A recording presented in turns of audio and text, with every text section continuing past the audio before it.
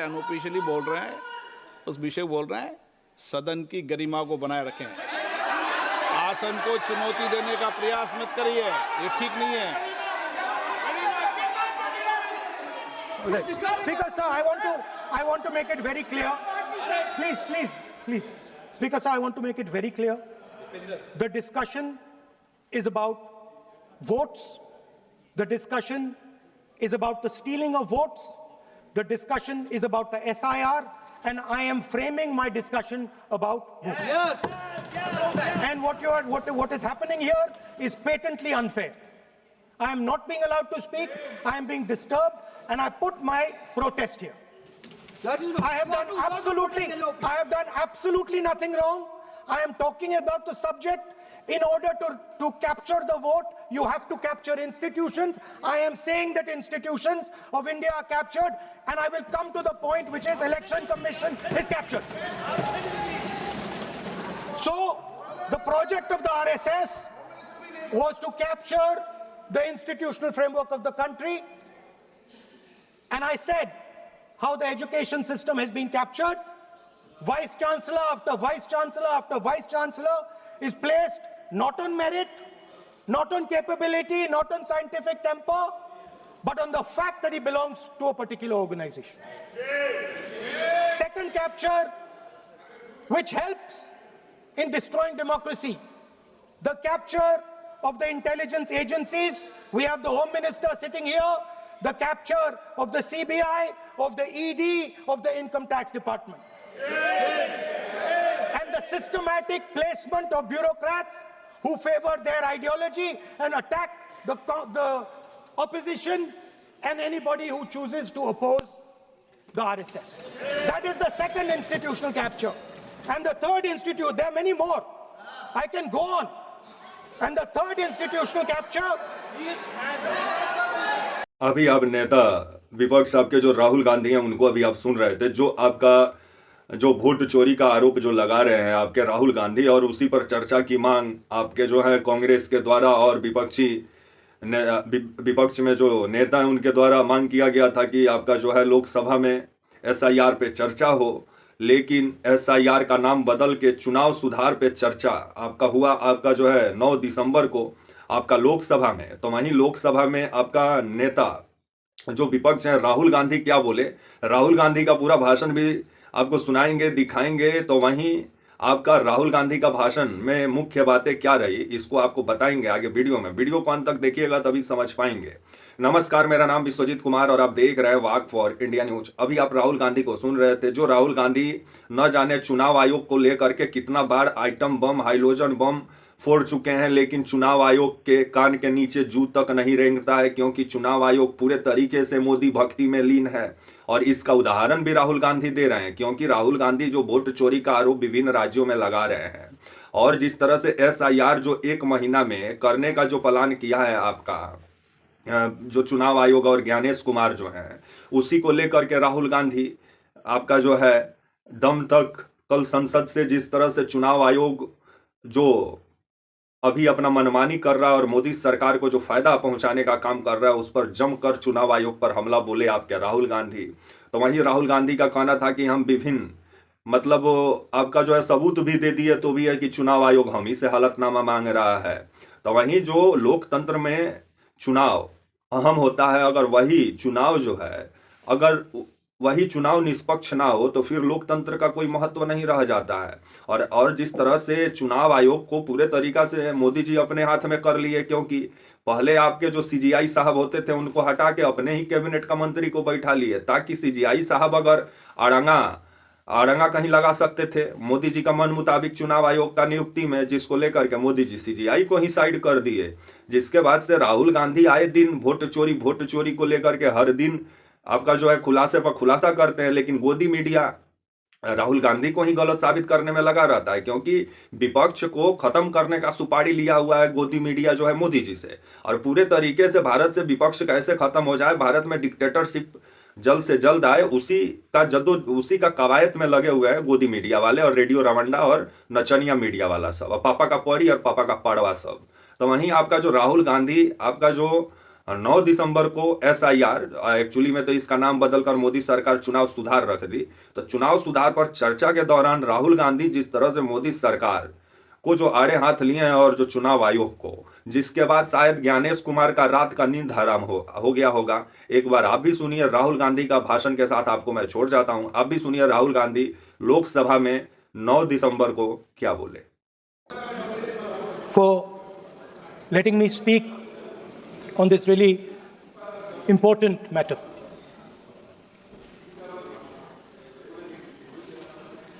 Speaker sir, have you ever wondered why Mahatma Gandhi laid such emphasis on khadi? Why was it that he framed the entire Indian freedom struggle around the concept of khadi? And why is it that he only wore khadi? Because khadi is not just a cloth. Khadi is the expression of the people of India. It is the imagination, it is the sentiment, it is the productive force of the people of Aaj pehnaun khadi. It is the expression of the people of India. Speaker sir, whichever state you go to, you will find different fabrics. There's the Himachali cap, Assamese gamcha, Banarsi sari, Kanchipuram sari, Naga jacket, and you will find that all these fabrics represent the people. When the people of Assam give you the gamcha, they're not just giving you a piece of cloth. They're giving you an expression. They're giving you a piece of their history, their tradition, their future, their imagination. It's the same when the Nagas wear their jacket. When they come and see us, they make us wear the jacket because they want us to be embraced by the fabric. But Speaker sir, these fabrics are beautiful. But if you look slightly deeper and you look closely at the fabric, you will find that each one of them has thousands of little threads embracing each other. A Kanchipuram sari might have a golden thread, but the golden thread means nothing without the green thread or the yellow thread near it. The other thing to notice about the sari or any other fabric is that all the threads are equal. No one thread is superior to another thread. They all come together. The threads cannot protect you. The threads cannot keep you warm. But when they come together as a fabric, they can keep you warm, they can protect you, they can express what you have in the heart.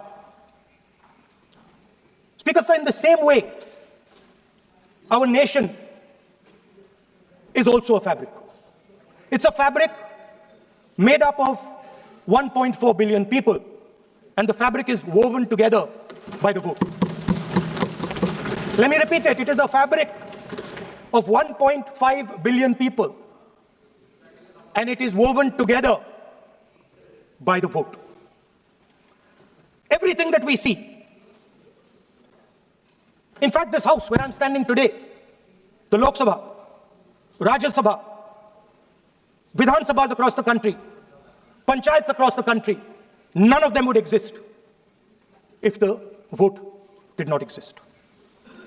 We talk with great pride about HAL, BHEL, ONGC, Tejas, Chandrayaan. We have a list of things we say. Not one of those would exist without the vote.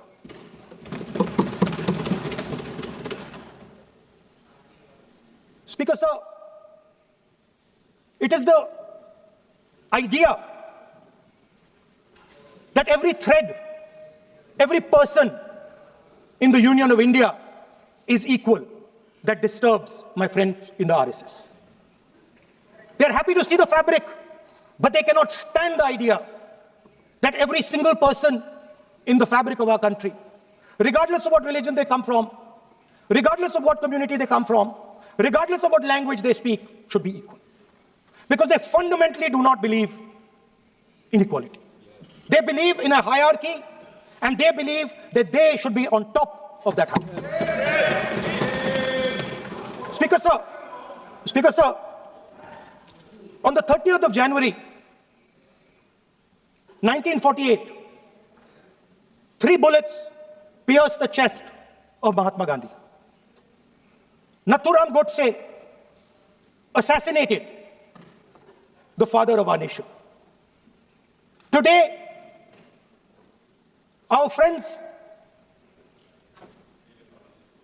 do not embrace him. Today, our friends have pushed him away. It's an uncomfortable truth.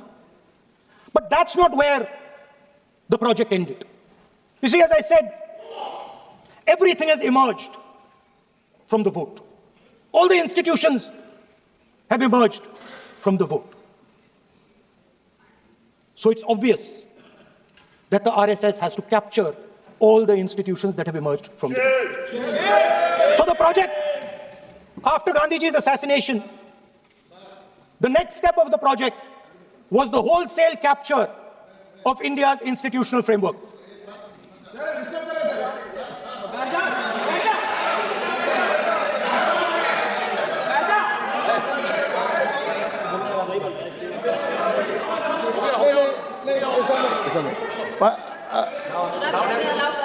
So what is this, sir? Sir अभी नहीं पहना हुआ I'm doing. मैं बुलाता हूँ, please बैठिए, please बैठिए So, please. sir, आप बोले पर हाथ मत जोड़ें। sir, these are uncomfortable truths, but they have to be spoken.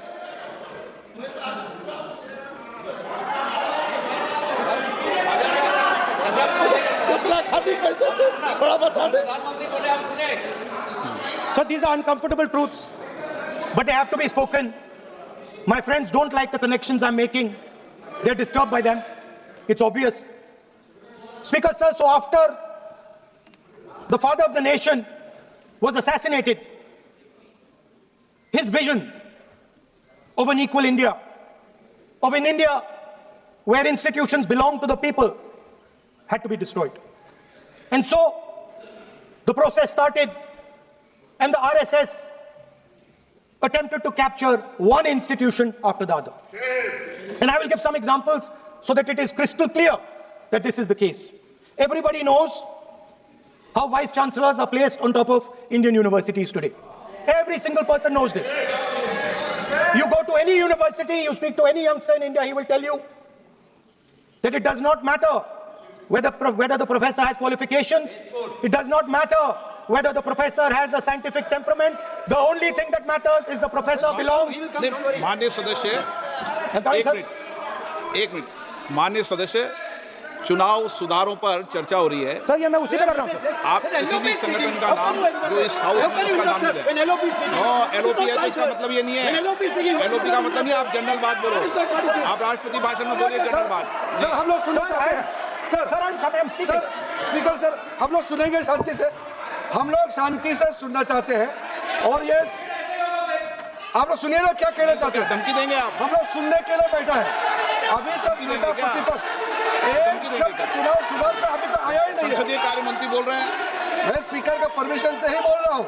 हम सुनने के लिए बैठे हैं। अरे हम सुनने के लिए बैठे हैं। नेता प्रतिपक्ष चुनाव सुधार के लिए जो सुझाव देंगे, सुनने के लिए तो हम बैठे हैं, लेकिन चुनाव सुधार को नहीं बोलते हुए कहा जो इस सदन से कोई वास्ता नहीं, जो संगठन, उसका कहानी किसी और का बोलना ये कोई उचित नहीं है। समय बहुमूल्य है, समय का मर्यादा भी है, सबका नेता सब यहाँ सुनने के लिए बैठे हैं और ये समय बहुत कीमती है, इसलिए हर एक पल अच्छा शब्दों का कोई अच्छा ज्ञान दे, सुझाव दे, सुनने के लिए हम लोग बैठे हैं। मेरा एक सीमित अनुरोध है नेता प्रतिपक्ष से, आप विषय पर ही रहिए। हम लोग सब बैठे हैं, गृहमंत्री जी भी सुनने के लिए बैठे हैं, लेकिन आप विषय पर नहीं बोलेंगे तो जो विषय तय किया गया है उसका क्या मतलब है? अगर चुनाव सुधार पर ही नहीं बोलेंगे तो फिर इतना समय सबका क्यों बर्बाद करना चाहते हैं नेता प्रतिपक्ष?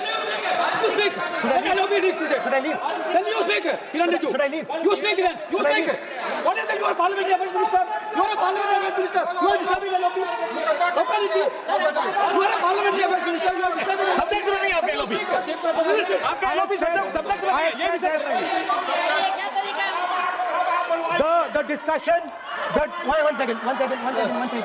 The discussion is about the vote and electoral. The discussion is about the vote. एक मिनट सर मुझे बोलने दीजिए। एक मिनट बैठिए।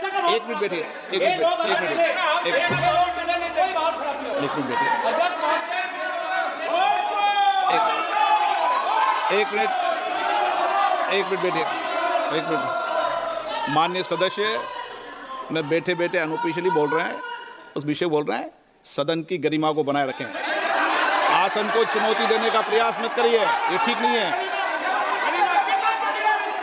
Speaker sir, I want to make it very clear. Please. Speaker sir, I want to make it very clear.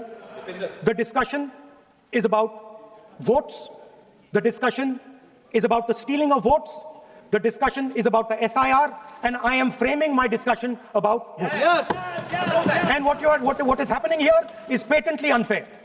I am not being allowed to speak. I am being disturbed, and I put my protest here. I have done absolutely nothing wrong. I am talking about the subject. In order to capture the vote, you have to capture institutions. I am saying that institutions of India are captured, and I will come to the point, which is election commission is captured. So the project of the RSS was to capture the institutional framework of the country, and I said how the education system has been captured. Vice Chancellor after Vice Chancellor after Vice Chancellor is placed not on merit, not on capability, not on scientific temper, but on the fact that he belongs to a particular organization. Second capture, which helps in destroying democracy, the capture of the intelligence agencies. We have the Home Minister sitting here, the capture of the CBI, of the ED, of the Income Tax Department. And the systematic placement of bureaucrats who favor their ideology and attack the opposition and anybody who chooses to oppose the RSS. That is the second institutional capture. And the third institutional, there are many more. I can go on. And the third institutional capture. What is this? Mr. Minister. मानिए please मानिए। Yes, become Senate.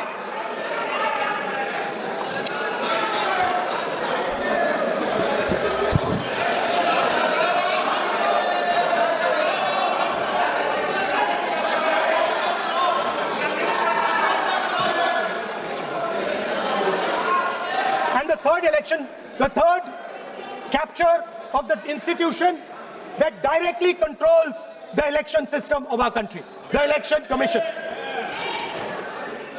Now, I am not saying this without proof. I have put forth adequate proof about how the Election Commission is colluding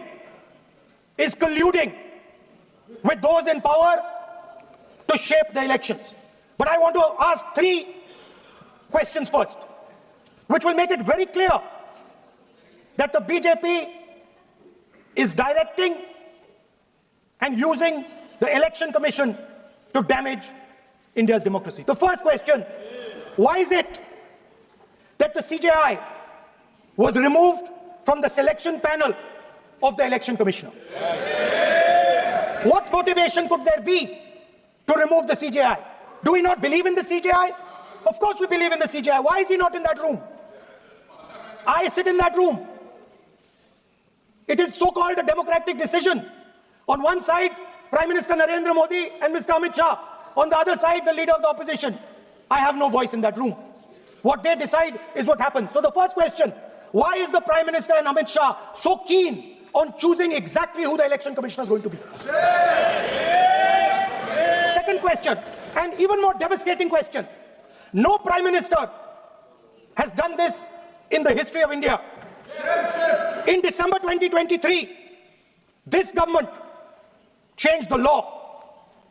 They changed the law to make sure that no election commissioner could be punished for any action they take while they are election commissioner. Yes. Immunity. Why would the Prime Minister and Home Minister give this gift of immunity to the election commissioner? Why would they need to give this tremendous gift that no Prime Minister has given ever before to the election commissioner? Yes. Mr. Shah is looking into the ceiling. Maybe he will answer this question when he speaks. And finally, why was the law with regards to CCTVs and the data that they contain changed? Why was a law put in place that allows the Election Commission to destroy CCTV footage 45 days after the election? What is the need? The answer given is it is a question of data. It is not a question of data. It is a question of stealing the election.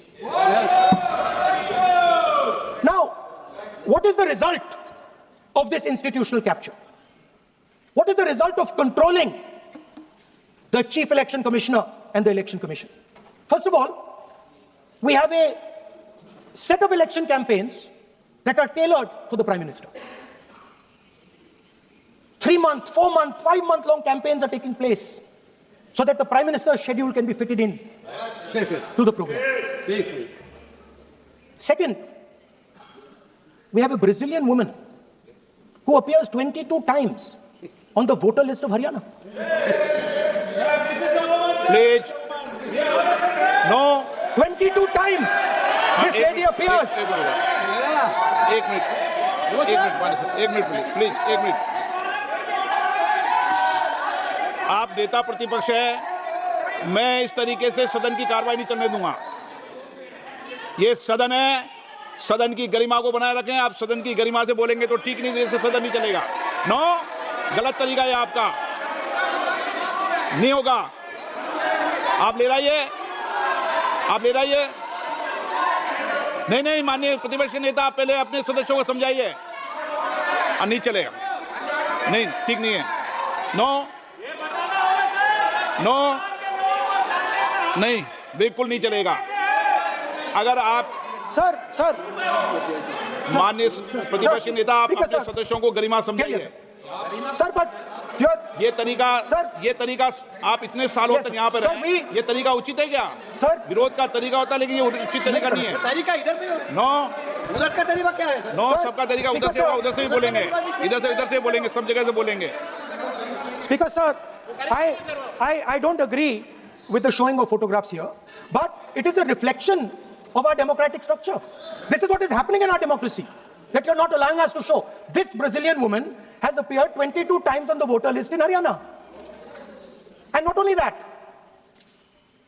there is one woman whose name has appeared 200 times, more than 200 times in one booth in Haryana. And it is very clear, and I have proven without doubt, that the election of Haryana was stolen. And the theft was ensured by the Election Commission of India. I've said it again and again and again. Now, nowhere has the Election Commission answered my questions. The Election Commission has not told me why this lady's picture has appeared on the polling list. They have not told me why lakhs and lakhs of duplicate voters are existing. They have not told me why a BJP leader is coming from Uttar Pradesh to vote in Haryana. These are straightforward questions. And there is clear proof which I have put in front of the country. Right? But the Election Commission has no answer to these questions.